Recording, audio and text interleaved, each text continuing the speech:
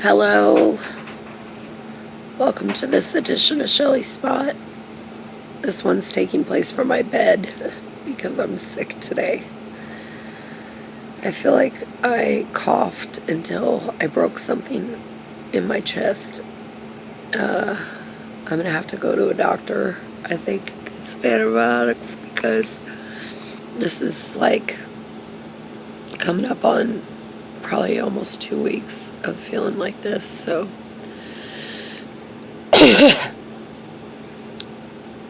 but I watched a TED Talk this morning on brain scans, SPECT scanning of your brain and how your limbic system responds to stress.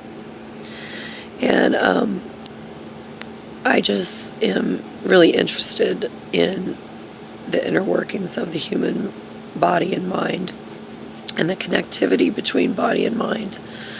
Like, I can normally avoid illness by changing my thoughts, but here recently I've not been getting enough sleep because I've had to sleep places that are not my home.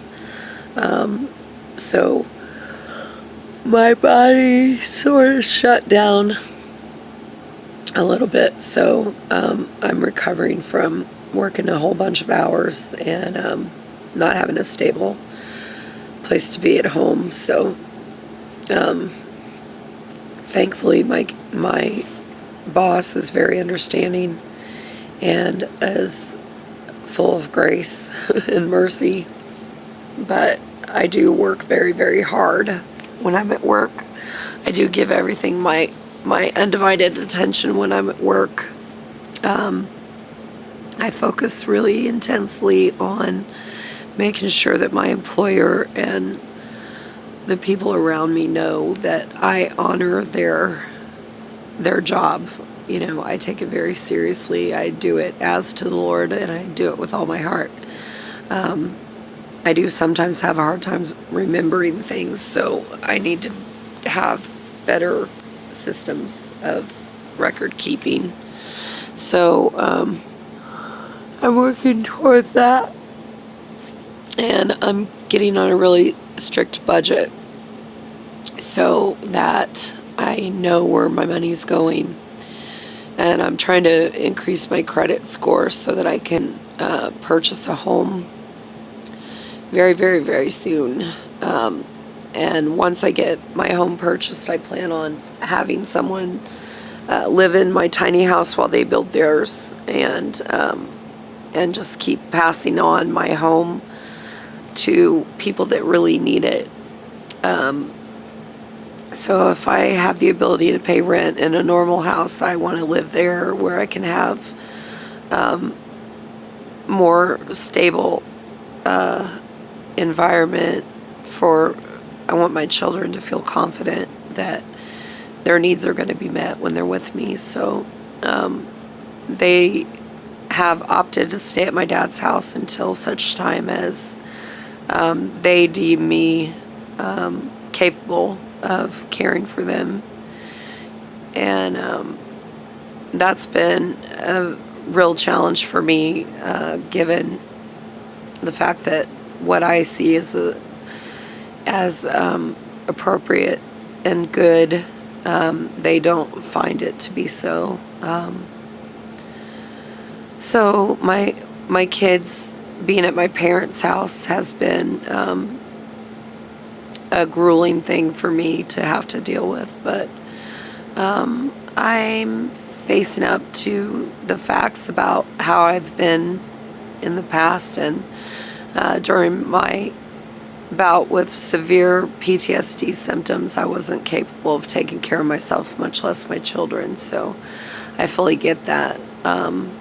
They do not see my current situation as it actually is, because they haven't been able to see me or spend time with me recently. So they have no way of knowing that things are any different, which they absolutely are completely different now.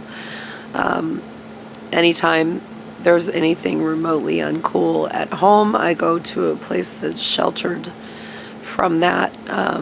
which they don't see as stable, but to me it's a protective measure that I can put in place to see to it that my children never see any sort of drama. So if there's any type of substance abuse taking place or any type of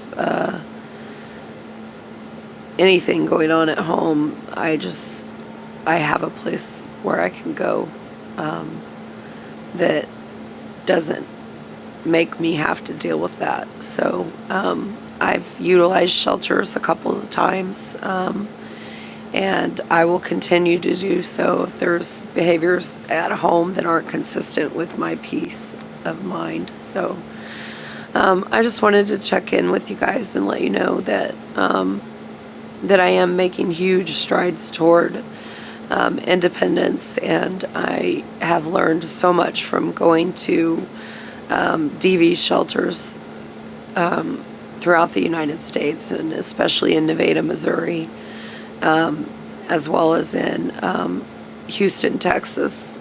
There are some phenomenal people that work there, and they do their best to train you in every way, shape, and form so that you can be able to provide for your safety in your own power. And they put you on really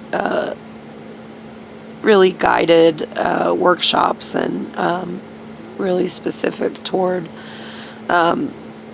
overcoming codependency, overcoming substance abuse problems in your mate, keeping your kids safe from people that have a tendency to be abusive, whether it be physically, verbally, mentally, spiritually. There's all sorts of abuse. It doesn't all involve somebody putting their hands on you, but making you to feel as if you are not in a safe situation happens more frequently for people with PTSD symptoms. So sometimes it could be an overreaction when I've placed myself in a shelter, or sometimes it might be a perceived threat of potential for things to not go well, and just not having the strength to deal with that, especially when I'm depleted physically like I am now. So I'm going to get some sleep. They're going to do some major moves with my job, and when I get paid tomorrow, I'm going to be looking for a new place to live that is closer to my work. My apartment in Nevada, Missouri is beautiful and I love it, but I'm not able to get down there often enough to be able to have it make sense for me to keep it. So, and if my kids aren't coming anyway for their breaks, then I see no point in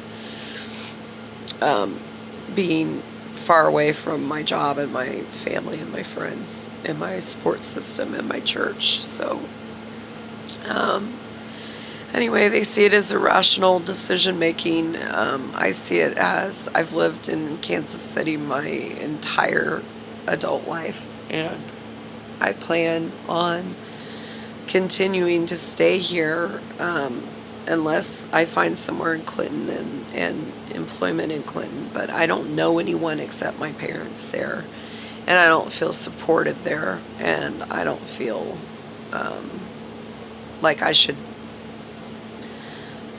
I'm not doing anything wrong. I don't understand why I cannot live with my children, but that's okay.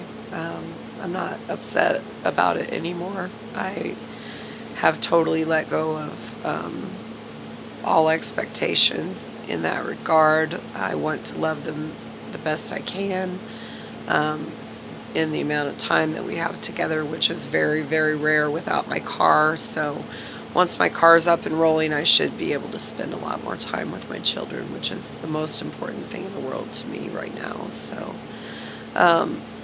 just pray that I feel better tomorrow, because I don't feel good at all today. So I love you. I hope that whatever you're going through, that you find time to spend time with Jesus, because he makes everything a lot better. and a lot less difficult to deal with. So I'm going to lay around some more. I'm going to take some medicine. I'm going to go back to sleep, hopefully for a little bit before my husband gets home from work. So whatever you're doing today, have a blessed day, and I hope to talk to you soon. Bye.